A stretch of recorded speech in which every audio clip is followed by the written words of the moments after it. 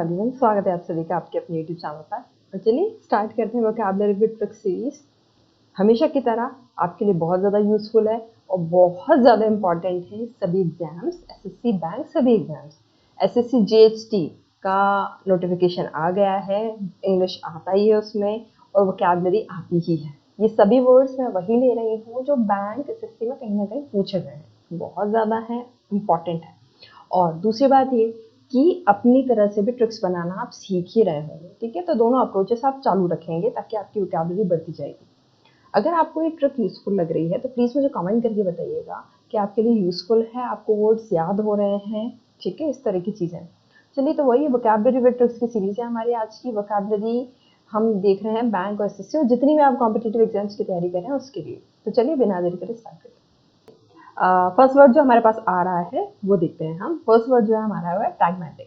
Pragmatic का मतलब होता है dealing with things sensibly and realistically in a way that is based on practical rather than theoretical considerations. इसका मतलब अगर मैं बेसिक सी लैंग्वेज में आपको बोलूँ तो इसका मतलब होता है प्रैक्टिकल होना। Pragmatic person is a practical person, मतलब ज़्यादा चीज़ों में नहीं पड़ता, थियोरेटिकल नॉलेज में नहीं पड़ता, बस प्रैक्टिकलिटी में जो चीज़ें हैं उन्हीं पर वो ध्यान देता है। हिंदी में व्यवहारिक जो हम कहते हैं। ठीक, कैसे याद करोगे? देखो, प्रैग्मेटिक का जो आपका साउंड आ रहा है, प्रैग्मेटिक अगर मैं पढ़ रही हूँ, इसका साउंड किसके जैसा आ रहा है? प्रैक्टिकल जैसा, है ना। प्रैक्टिकल जैसे तो साउंड आ रहा है। और प्रैग्मेटिक प्रैक्टिकल आप इसको रिलेट करके याद कर सकते हैं। प्रैग्मेटिक प्रैक्टिकल, अगर मैं एग्जाम्पल इस डायग्राम के थ्रू भी समझाऊँ तो प्रैग जीएम जीएम का ही और सी का अंतर है, बाकी टीआईसी भी इसमें कॉमन है।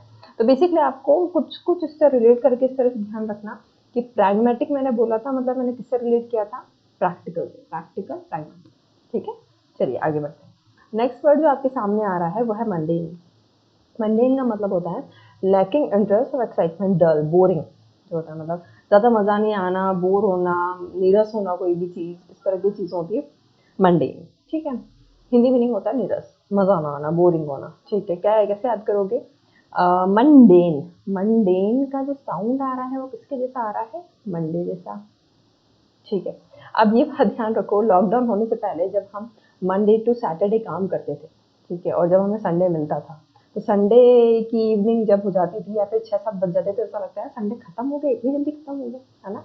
और फिर मंडे जाने का बिल्कुल मन नहीं होता था। तो मंडे को अगर हम ऑफिस जाते थे या काम करते थे या स्कूल जाते थे, कॉलेजेस जाते थे, तो मन नहीं लगता था। तो मंडे हमारे लिए कैसा हो जाता था? आफ्टर संडे बोरिंग हो जाता था। ये मैं अभी की बातें नहीं कर रही हूँ, मैं तब की बात कर रही हूँ जब हमारी ज़िंदगी बहुत नॉर्मल हुआ करती थी। अभी तो लॉकडाउन है और पता नहीं कब तक रहेगा, पर हमें तैयारी अपनी अच्छी तरीके से रखनी है। तो चलिए, मंडे कैसा होता है? बोरिंग होता है। कब? संडे के बाद, क्योंकि संडे को हम बहुत मस्ती करते हैं और जैसे ही मंडे आता है तो हमारा मन नहीं लगता ऑफिस जाने में, ठीक है। तो हमने इसको ऐसे याद किया है, संडे के बाद मंडे, संडे के बाद मंडे, मंडेन बोरिंग होता है। तो बेसिकली आपको जैसे मंडे मिला, आपने इसको रिलेट किस किस से किया? मंडेन मंडे, मंडेन मंडे, आपको उस तरह से याद करना है। जैसे मंडे मंडे ना आएगा आपके सामने, आप बोल दोगे मंडे, मंडे कैसा होता है? बोरिंग होता है, ठीक। चलिए नेक्स्ट वर्ड देखते हैं। नेक्स्ट वर्ड जो आपके सामने आ रहा है वो आ रहा है रिलिंक्विश। रिलिंक्विश का मतलब होता है सीड, रोकना, रोकना, त्यागना, छोड़ना।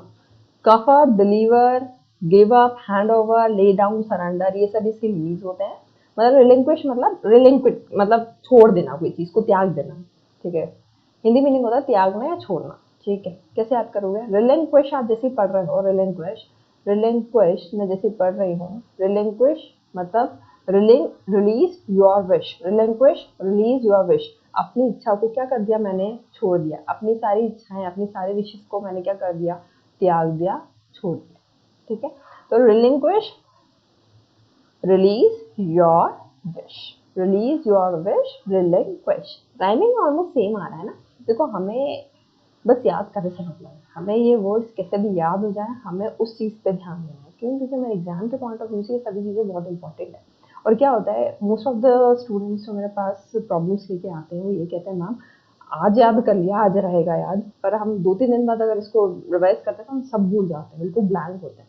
अगर आपके साथ भी प्रॉब्लम वोकैबुलरी की आपको याद नहीं रहती है, जो कि आपके साथ एक प्रॉब्लम नहीं है, एक कॉमन प्रॉब्लम है, मतलब वोकैबुलरी की कोई लिमिट नहीं है, ठीक है। कि मैं ये कह दूँ कि भैया ये 100 वर्ड्स हैं तो मैं बस ये 100 वर्ड्स रटने हैं या फिर याद करने हैं और इससे तुम्हारे सारे एग्जाम्स निकल जाएंगे, ये मैं क्या कोई भी फैकल्टी नहीं कह सकती। तो इसके लिए हमारी वोकैबुलरी, कोई भी एग्जाम को क्रैक करने के लिए इंग्लिश इंपॉर्टेंट है और इंग्लिश को क्रैक करने के लिए वोकैबुलरी इंपॉर्टेंट है। और वोकैबुलरी आपकी अच्छी खासी होना चाहिए, यानी कि इसका मतलब मान के चलिए आपके पास 2000 से 3000 वर्ड्स आपकी वोकैबुलरी होने चाहिए जिनका मीनिंग आपको अच्छे से याद। अब 2000 से 3000 वर्ड आप समझ सकते हैं, रटना तो पॉसिबल ही नहीं है किसी के लिए भी। तो उसके लिए हम तरीके देखते हैं कि हम इन वर्ड्स को याद कैसे कर लेंगे, ठीक है ना। तो ये और रूट वर्ड्स, ये दोनों तरीके सबसे कारगर तरीके होते हैं, ठीक है। तो relinquish, release your wish, release your wish, अपनी इच्छा को छोड़ दिया, अपनी इच्छा को त्याग दिया, ठीक है। चलो आगे बढ़ते हैं। नेक्स्ट जो वर्ड आ रहा है आपके सामने वह है वायरुलेंट। वायरुलेंट का मतलब होता है of a disease or person extremely severe or harmful in its effects, poisonous। अगर मैं हिंदी में बोलूँ तो जहरीला। कोई भी चीज़ वायरुलेंट है मतलब जहरी है, नुकसानदायक है, विषमय है, ठीक है। एक्सट्रीमली सीवियर और हार्मफुल इन इट्स इफेक्ट, इसके इफेक्ट्स बहुत हार्मफुल होते हैं, ठीक है, अच्छे नहीं होते हैं, नुकसानदायक होते हैं, ठीक है। कैसे याद करेंगे वायरुलेंट? भैया ये तो अभी मतलब सबसे बेस्ट तरीके से आपको याद हो सकता है। जैसे आप वायरुलेंट बोल रहे हो, इसमें वायरुलेंट का एक साउंड आ रहा है किससे? वायरस। और जैसे वायरस आता है सबसे पहले दिमाग में क्या आता है? आ गया है क्या? Corona virus. कोरोना वायरस हम सबके लिए कैसा हो गया है? जहरीला हो गया ना, हमारे लिए बहुत नुकसानदायक हो गया है। कितनी जॉब्स चली गई हैं, सब कुछ रुका हुआ है, घूमने नहीं जा सकते, कोई काम नहीं कर सकते। तो बेसिकली इंसानों के लिए ये कैसा हो गया? वायरुलेंट हो गया, नुकसानदायक हो गया, जहरीला हो गया, ठीक है। तो आप कैसे याद करोगे? वायरुलेंट जैसे आपके सामने आया तो आप इसको रिलेट आपने किससे कर लिया? वायरस से। और वायरस कैसा होता है? वायरस नुकसानदायक होता है। या फिर कोरोना वायरस की अगर मैं बात करूँ, कोरोना वायरस की, तो वो हमारे लिए कैसा है? नुकसानदायक है। चलो आगे बढ़ते हैं। नेक्स्ट जो वर्ड आ रहा है वो है कॉन्स्टर्नेशन। कॉन्स्टर्नेशन का मतलब होता है अ फीलिंग ऑफ एंजाइटी और dismay, typically as something unexpected. Consternation मतलब होता है एंजाइटी मतलब बेचैनी होना, कोई चीज, घबराहट होना, बेचैनी होना, चिंतामय होना, ऐसी कोई चीज को आप कॉन्स्टर्नेशन में कहते हैं। हिंदी में बोलो तो सनसनी या व्याकुलता, मतलब बुरी चीज के सेंस में आप इसको यूज करते हो। सनसनी व्याकुलता का मीनिंग आपको समझ में आ गया होगा। कैसे याद करोगे? देखो कॉन्स्टर्नेशन, कॉन्स्टर्नेशन, कॉन्स्टर्नेशन को मैंने ऐसा कर लिया, कॉन्स्टर प्लस नेशन, ऐसा मैंने उसको स्प्लिट किया। कॉन्स्टर को मैंने क्या बोल दिया? मॉन्स्टर। मॉन्स्टर ने नेशन में क्या मचा दी? सनसनी मचा दी। तो आई होप आपको याद हो गया है वर्ड कॉन्स्टरनेशन। कॉन्स्टरनेशन का साउंड कैसा आ रहा है? Monster nation. मॉन्स्टर ने नेशन में क्या मचा दी? सनसनी मचा दी। देखिए आप ये देख सकते हैं, मॉन्स्टर आ गया नेशन में तो इसमें पूरे देश में मतलब हलचल मच गई इसके आ जाने से, ठीक है। इस तरह से हमने इसको याद किया। चलो नेक्स्ट वर्ड देखते हैं। नेक्स्ट वर्ड जो हमारे सामने आ रहा है स्कैथिंग। स्कैथिंग का मतलब होता है विथरिंगली स्कॉर्नफुल या सीवियरली क्रिटिकल, डिवास्टेटिंग, हानिकारक या हानि पहुंचाने वाला, नुकसानदायक, तो आप स्कैथिंग कहते हो, ठीक है। कैसे याद करोगे? हानिकारक या नुकसान पहुंचाने वाले को हमें याद करना है। अब देखो स्कैथिंग, ये मैंने लिख दिया है यहाँ पर, स्कैथिंग, स्कैरी थिंग, मैंने उसको ऐसे स्प्लिट किया, स्कैथिंग, स्कैरी थिंग। और स्कैरी का मतलब क्या होता है? भयानक। स्कैथिंग, स्कैरी थिंग, स्कैरी थिंग क्या पहुंचाती है? नुकसान पहुंचाती है। स्कैरी मतलब खतरनाक, भयानक, डरावना, ठीक है। तो स्कैथिंग, स्कैरी थिंग, स्कैरी थिंग हमें क्या पहुंचाती है? नुकसान पहुंचाती है। आप इसको ऐसे याद करेंगे। फिर से मैं बता देती हूँ, स्कैथिंग, स्कैरी थिंग, स्कैरी मतलब भयानक, डरावना, डरावनी चीज से क्या होता है? नुकसान होता है, ठीक है। चलिए आगे बढ़ते हैं। नेक्स्ट जो वर्ड आ रहा है हमारे पास सैक्रोसेंट। सैक्रोसेंट का मतलब होता है सैक्रेड या रिस्पेक्टेड, पवित्र, पुनीत या पुण्यमय। ये तीनों इसके मीनिंग्स होते हैं। कोई भी चीज पवित्र है ना, सैक्रोसेंट, ठीक है। कैसे याद करोगे? सैक्रोसेंट को आप जब पढ़ रहे हो तो राइमिंग आ रही है सैकड़ों सेंट या फिर संत। सैकड़ों मतलब 100 के करीब, बहुत सारे। सैकड़ों सेंट जहां पर हैं वो जगह कैसी होगी? पवित्र ही तो होगी, ठीक है। आप इसको ऐसे याद करेंगे, सैक्रो सेंट, ठीक है। सैकड़ों को मैंने कैसे पढ़ लिया? सैकड़ों, सैकड़ों, सैकड़ों क्या हो गया? सेंट हो गया, संत हो गया, इसको हम ऐसे बोल सकते हैं, सैकड़ों संत। सैकड़ों संत जहाँ पर है वो जगह कैसी होगी? पुनीत होगी, पवित्र होगी, ठीक है। सैकड़ों संत, आपको ऐसे याद रखना है। चलो नेक्स्ट वर्ड देखो। नेक्स्ट वर्ड आ रहा है सिएस्टा। सिएस्टा का मतलब होता है आफ्टरनून रेस्ट और nap. Specially when conducting the hottest hour of the day in a hot climate।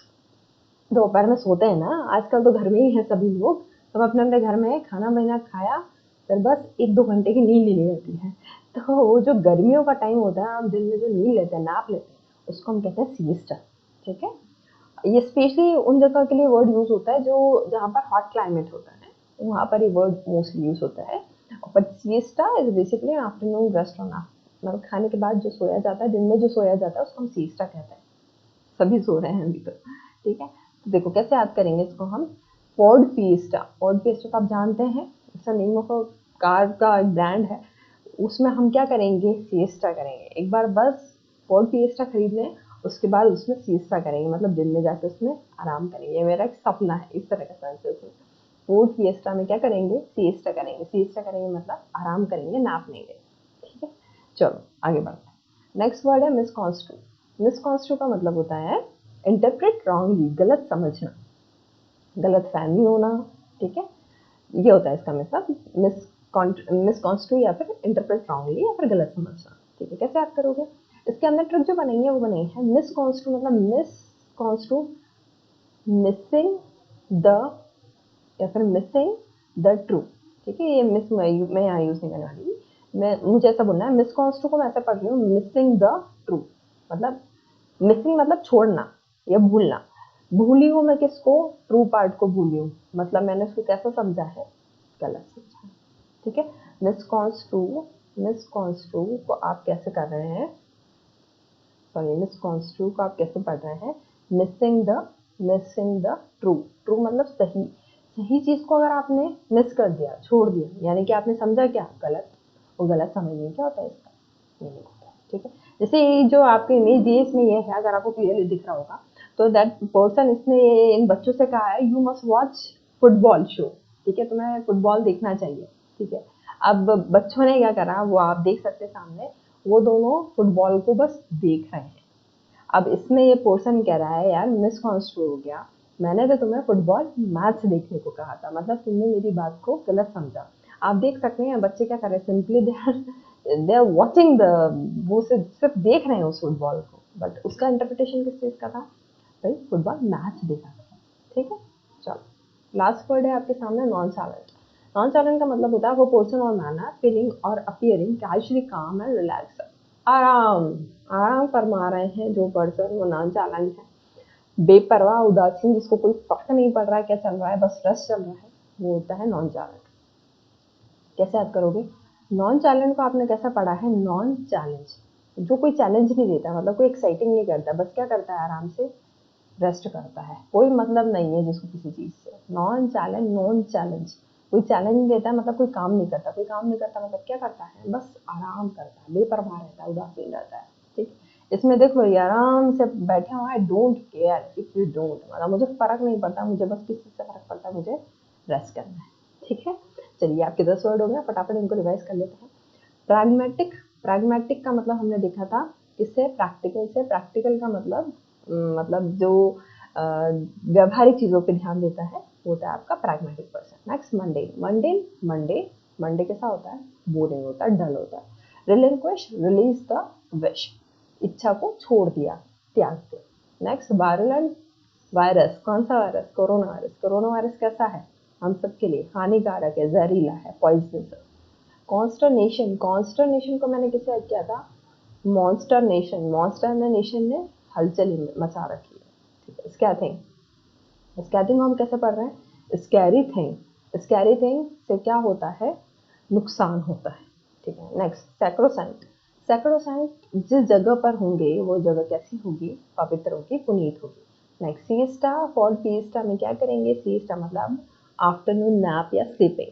Next misconstrue, missing the true, missing the true मतलब गलत समझना, गलत समझना मतलब इंटरप्रेट रॉन्गली।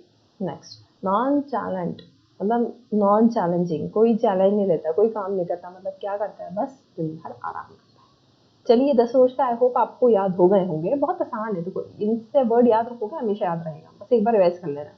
और हाँ, इनका एक नोट प्रॉपर बनाना, जब भी आप वीडियो देखते हो एक नोटबुक लेके बैठा करो, हार्डली मतलब 8-10 मिनट का वीडियो होता है, नोट बनाओ, इनको लिखते चलो एक जगह, आपके पास अच्छे वर्ड्स हो जाएंगे। आई थिंक ये 7th पार्ट है, मतलब आपके पास 70 वर्ड्स हैं। आप समझ सकते हो 70 वर्ड्स आपके बस टिप पर है, आप तुरंत याद, आपको बिल्कुल याद है वो सभी वर्ड्स। ठीक है।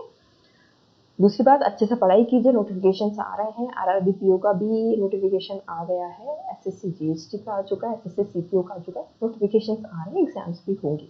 ठीक है। दूसरा, एसएससी का इंग्लिश के लिए नया बैच शुरू हो रहा है, लाइव क्लासेस शुरू हो रही है। अगर आप लोग इंटरेस्टेड हैं तो मेरे फेसबुक पेज पर उसकी इन्फॉर्मेशन ले सकते हैं। अगर आप मेरे फेसबुक पेज पर नहीं हैं तो आप कमेंट करके पूछ सकते हैं चीज़ें। ठीक है। लाइव क्लासेस रहेंगी, उसमें सभी कुछ आपका कवर होगा, मतलब बेसिक से एडवांस लेवल सभी कुछ कवर होगा। ये तो आपकी जो क्लासेस हैं वीडियो चल रहे हैं यूट्यूब पे, ये तो चलते रहेंगे, बट लाइव क्लासेस की बात है। ठीक है। दूसरा, अगर वीडियो पसंद आता है तो प्लीज़ लाइक करिए, ज़्यादा से ज़्यादा लोगों तक शेयर कीजिए। अगर अभी तक चैनल को सब्सक्राइब नहीं किया तो प्लीज़ सब्सक्राइब करिए, और हमेशा की तरह नेक्स्ट वीडियो का इंतज़ार। Thank you.